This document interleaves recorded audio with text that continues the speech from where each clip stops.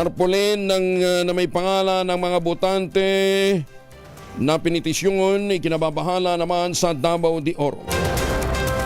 Ang detalye na balita mula kay June Sotermo sa Action Radio Davao. May buntag mo, June.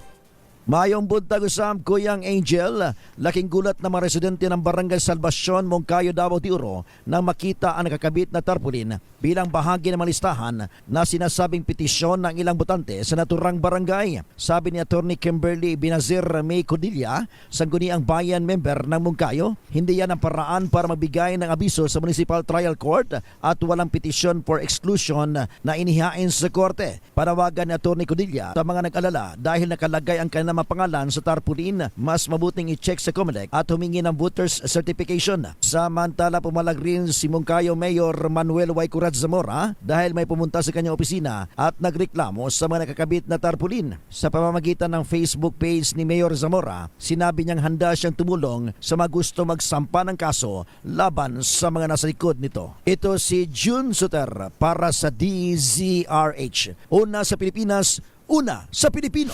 Magandang umaga, Pilipinas! Daghang salamat, June Soter.